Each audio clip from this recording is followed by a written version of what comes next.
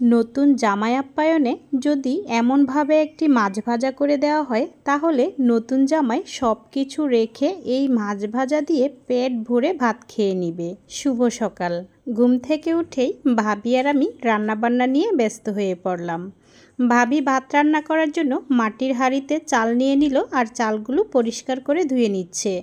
আর আমি আস্ত একটা বড় সাইজের মাছ নিয়ে নিলাম। কালকে একটি শর্ট ভিডিওতে তোমাদেরকে জিজ্ঞেস করেছিলাম এটা কি মাছ বলার জন্য, তো তোমরা কিন্তু কেউ বলতে পারোনি। না বলাটাই স্বাভাবিক, কারণ মাছটা ভাজা ছিল যার কারণে ততটা চেনা যায়নি।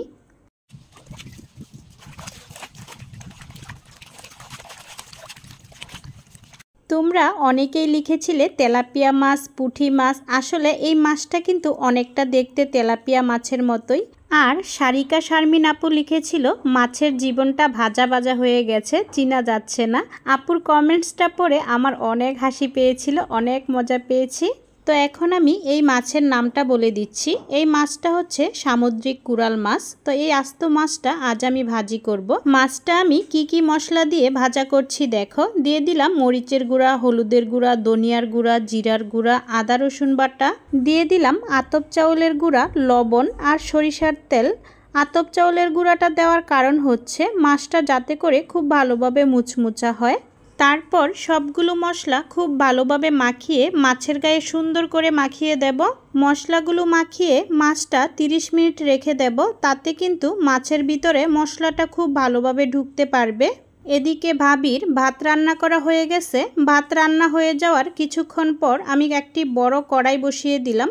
এখন তেলটা খুব কড়া করে গরম করে মাছটা ভেজে নেব। এখন ছেঁকনি দিয়ে গরম তেলটা মাছের উপরের পিঠটাতেও দিয়ে দিচ্ছি, যাতে করে এক মিলে ভাজা হয়। মাছটা উল্টানো অনেকটা ঝামেলা হয়ে গিয়েছিল, খুব কষ্ট করে মাছটা উল্টিয়ে নিলাম। মাছের সাইজটা কিন্তু অনেক বড় ছিল, যদিও ক্যামেরায় ততটা বোঝা যাচ্ছে না। মাছটা আমি উল্টে পাল্টে একেবারে লাল লাল করে ভেজে নিয়েছি। এখন পাত পেরে কলা পাতায় বসে আমরা সবাই একসাথে মিলে মজা করে মাছ ভাজা দিয়ে ভাত খাবো। তো ভাতের হাঁড়িটা ঢেলে নিলাম, তারপর মাছ ভাজাটা দিয়ে দিলাম। এখন দিয়ে দিচ্ছি কাঁচা পেঁয়াজ আর দিয়ে দিলাম কাঁচা মরিচ। কাঁচা পেঁয়াজ দিয়ে কিন্তু মাছ ভাজা দিয়ে খেতে ভীষণ ভালো লাগে। আর সাথে দিয়ে দিলাম কাজলি লেবু। এমনভাবে মাছ ভাজা করে কিন্তু নতুন জামাই আপ্যায়ন করতে পারো। আর আমি কেন এমনভাবে মাছ ভাজা করলাম জানো?